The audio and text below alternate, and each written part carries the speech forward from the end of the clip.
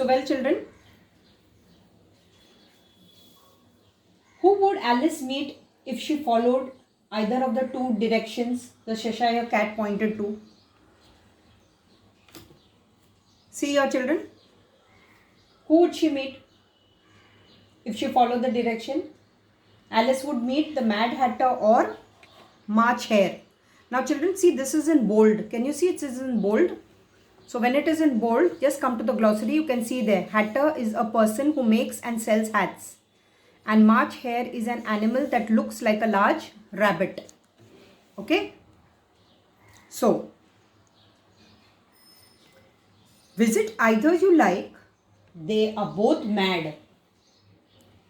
Children, see this. What is the cat saying? That they both are mad. Oh, you can't avoid that, said the cat. We are all mad here. I am mad. You are mad. Okay. So children, why is the Cheshire cat saying that Alice cannot avoid mad people? Look here children. Think. Think. Yes, the Cheshire cat says that anyone Alice meet will be mad. Because whomsoever she is going to meet, okay, will be mad. So that's why he says that she can't avoid it. He's also saying that, what is he saying? That we are all mad. I am mad, you are mad. Okay, now it looks interesting children. You must have this book. How do you know I am mad? Said Alice. Now Alice is questioning the cat. You must be, said the cat, or you wouldn't have come here. Children, remember that where she said, I don't much care where. We had that, no? Okay?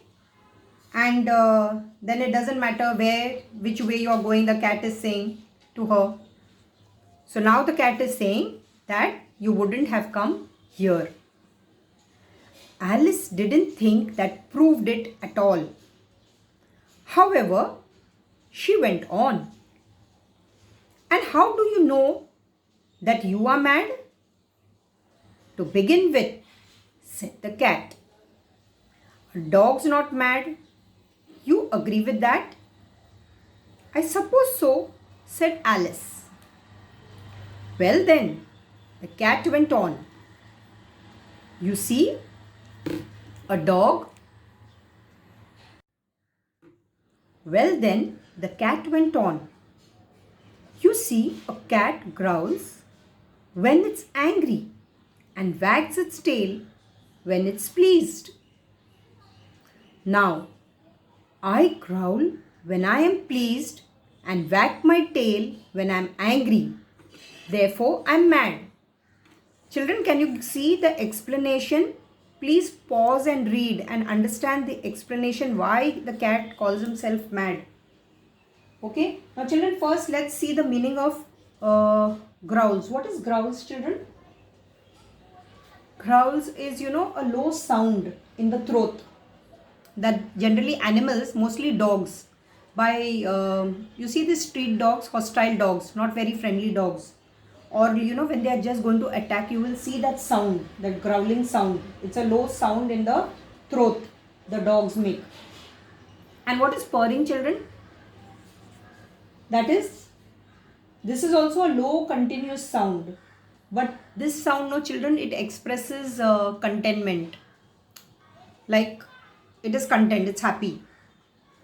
So that's why the cat calls himself mad. He's doing the opposite. What he means to say, he's not doing like a normal person. Okay, please understand that, children. I call it purring, not growling, said Alice. Can you see what Alice is saying? Okay, so that's what cats do, children, where they make a low continuous vibrating sound expressing contentment. That purring is the cat and growling are the dogs when they are angry. And the cat does it when he's happy, when he's content. It's then. Call it what you like, said the cat. Are you going to play croquet with the queen today? Children, croquet, see here, it's a game. As you have golf, no? Same way, this is a game played on short grass. It's played on lawn grass with wooden balls and hoops. These are like, those sticks, golf. It's similar to that. But of course, it's different. With the queen today, the Queen of Hearts, a character in the story. So Hatter, March Hare, the Queen, these are all Alice. These are all the characters. Alice replied, I would like to very much, but I haven't been invited yet. Okay, so Alice wants to go, but she hasn't been invited yet. Okay, children, just look here. Sorry, I forgot to ask you here. What does a Cheshire cat do when he is angry? What does he do? See here. Wags his tail when he is angry. Okay. So Alice replied, I would like to very much, but I haven't been invited yet. You will see me there, said the cat and vanished. Children, vanished is to disappear.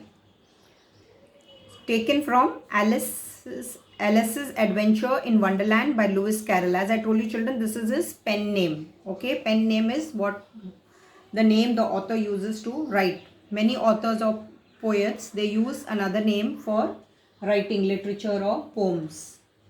So where did children where will Alice see the cat, the Cheshire cat again? Where will she see him again? See here.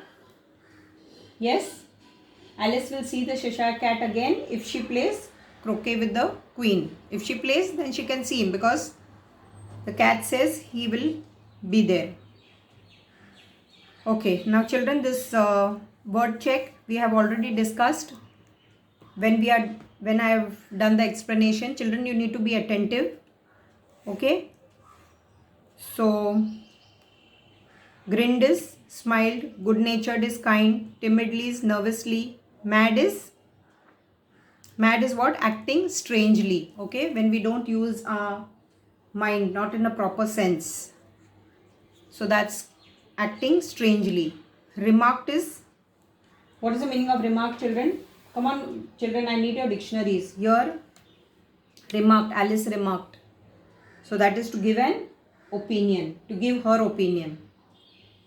She gave her opinion, correct? And vanishes, disappeared. Children, phrases also we have discussed. Treated with respect is spoken to politely. Right in the beginning we had this phrase. Do you see it here? Okay, then could not be denied. Denied is to refuse, reject or to turn down. So could not be denied. Look at the phrase, children. Could not be argued against. Children, please read the words and phrases so that you can interrupt it in the context in what it is used. So that's your words and phrases. After that, children, you have this. This also I have discussed when we were doing it. How is a Cheshire cat described? I told you here. Okay. Good natured, long claws. What did Alice want to know? What did she wanted to know, children? Yes, she wanted to know which way to go. Who would Alice meet if she followed Who would Alice meet if she followed either of the two directions the Cheshire cat pointed to? Whom would she meet? See here, Hatter and March Hatter, because he said no. Waving his paw. So he was waving one paw and then the other paw. So that's where she will meet Hatter and March Hare. After that is, what does Cheshire cat do when he is angry? What does he do? Yes, he does the opposite, no? What's that? Wags his tail when he is angry. And where will Alice see Cheshire cat again? When will she see him, children? I just now said when she plays croquet with the queen. Okay, now let's move to the next one. Write answers to answer each question. Why do you think Alice says she doesn't much care where she goes? Children, as I told you, it's over here, okay? So Alice doesn't know where she is. She isn't in a position to ask to go anywhere specific. So it doesn't really matter. Why does the Cheshire Cat say that Alice cannot avoid mad people? Children, this also we have discussed. Cannot avoid mad people. See the statement over here. Why is the cat saying so, children? Yes, the Cheshire Cat says that anyone Alice meets will be mad. So she cannot avoid. He's saying over here, no? Then what sort of character do you think Alice is? Children, come on, what sort of character is Alice? The cat is given. Now reading this, what do you think? Think. Character, children, we have done it last year also. We started with the hare and the tortoise, the characters we explained. We have some evidence from the text. You need some evidence from the text, some sentence or some phrase which will strike you what's her character. That will give you a clue. Can we say, children, she is polite? See here, because she treats with respect. So we can say that yes, she is polite. Alice is polite because she treats the Cheshire Cat with respect. What else? Another character identification trait which we could give her. What are the personality? Physical appearance. Let's hold it for some time. Let's think about some traits, character traits. Can we say she's calm? Yes, we can say that, children. She's calm because she does not seem very worried. First you see, children, she is in a very strange position. If you look here, she follows the white rabbit down the hole. So she's quite calm. She's not worried about the strange place where she finds herself in. So we could even say calm. So children, that was our comprehension A and B. Now children, who do you think this story is written for? This story, the Cheshire Cat, who do you think, or Alice in Wonderland, who do you think it is written for? Who would read the story? Yes, mostly children. And what's the meaning of adventure, children? Come on now. I need fastest finger first. Use your dictionaries and find out the meaning of adventure. Okay, and what do you think, children, is the purpose? What do you think the purpose was of the story? We had this, no, children, where I told you the writer's purpose. A writer writes to educate, then to persuade, to inform. So what do you think is the purpose? This is, children, for, it is to entertain, okay, amusement. It is for children. So it is to entertain and to amuse. So if you see this question, children, over here, what type of writing is the extract on page 78 and 79? So what type of extract is this? As I told you in the beginning, children, where they said imaginary, adventure. So this we could say it is like a prose, a fantasy. It could also be a narrative, fiction. Okay, this is a fiction. Then why is it, for what purpose do you think it was written? It was written for entertainment or enjoyment. For what audience do you think it was written? Audience means, children, whenever a writer writes a book, okay, so he thinks who's going to be the audience for the book, whether it is going to be adults, whether it's going to be old people, whether it's going to be young children. Like if you see cartoons, you'll see very small children generally, maybe up to the age of 10. Okay, some, of course, there are some cartoons which even adults love to watch. So it is written for, this is written for the children. The audience is the children. Is the extract based on what the writer has seen and experienced, or his imagination? What do you think, children, this is? Yes, his imagination. It is based on the writer's imagination. Very good. Now children, I will do punctuations because this is directly, it is related to the lesson and it will be easier for you to follow. That's why I want to do the direct speech. Now children, direct speech, we have done it last year. Okay. If you see a 4th standard book, The Hare and the Tortoise, direct speech. Okay. Then even if you see in the index, so we have had enough practice and you all had done it also well, children, last year. Direct speech, indirect speech, split direct speech. Okay.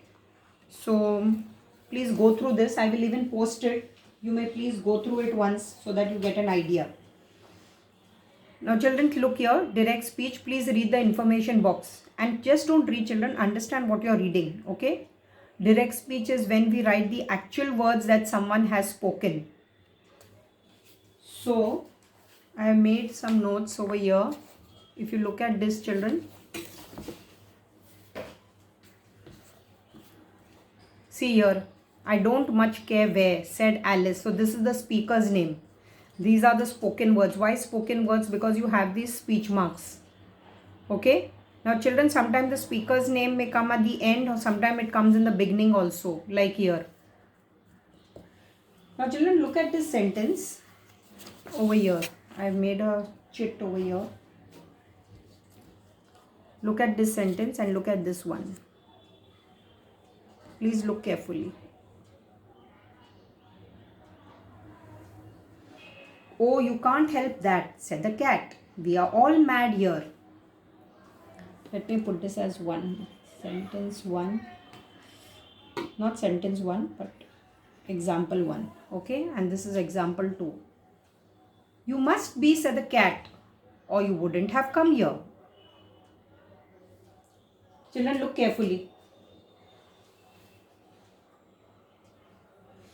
Now children, just look at these words.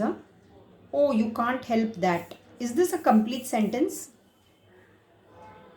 And this, we are all mad here. Look at this. You must be. Is this a complete sentence? Or you would not have come here. Is this a complete sentence? Think.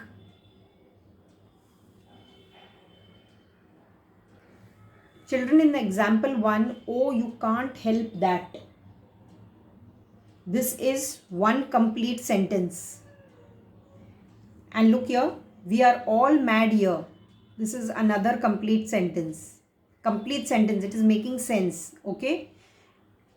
So, the first example, children, you have 2 complete sentences. And this is split. Split means broken up. Okay. By non-spoken speaker, said the cat. This is the non-spoken speaker, said the cat. Now look at this. Let's put this away or let's just turn it. Now look at this, children. Is this a complete sentence? You must be or you couldn't have come here. Is this a complete sentence? No. Children, just cover this up. You must be or you wouldn't have come here. So that means this is one sentence which is split. This is one sentence which is split. This is not a complete sentence. This is not a complete sentence. This and this, when you add, you get a complete sentence. Cover this, you will understand. Okay. The cat says one sentence which is spoken by a non-spoken word, said the cat. So, children, this is what the explanation which they have given us here. If you read, you will clearly understand. Okay. I have circled here. See here, 2 complete sentences. This and this. And here, this is one complete. The similar one, children, was there in grade 4, the tortoise and the hare. Right in the beginning. The same explanation, the same thing which we had done. And then in the other lesson, the same one is given. The direct speech. Okay. If you see here, I've made it simpler for you so that you understand. Oh, you can't help that. We are all mad. These are two complete sentences. See here, you must be or you couldn't have come here. This is one complete sentence. And then you have the non-spoken word here, said the cat. Right? So children, this please read. I'll put grade 4 also. Now this is your exercise. Okay, that's on page 82. There are 4 sentences. You have 4 sentences. These are the 2 sentences here. Let's see where you are going to put your speech marks. Come on. Please read, children. Yes, read. Why are you sitting in that tree? Said Alice. Children, I have written here so that you know it's on one line. So where are you going to put your punctuation mark? Children, when you put punctuation marks, be careful because some sentences they end with a question mark, exclamation mark, your commas, all that you need to be careful, okay? When you add a punctuation mark. Remember, exclamation is used to express emotion, happy, sad. So now, where will you put? Yes? Here. Why are you sitting in that tree? This is a question mark. Right? And then close speech marks. And the speaker's name comes here. So then you need to put a full stop here. Very important, children, to put a full stop. The Cheshire Cat replied, I like it up here. Think. The speaker's name here we have in the end. And here, the Cheshire Cat replied. Very good. So here you will have your comma. Here you will have your open speech mark. And then here you will have your close speech mark. And you will also have a full stop here. Right? So for your homework, what are you going to do is read the text, children. Write the question answers. Children, I want you to write. I've already discussed. So children, please give it a try and start doing your work independently.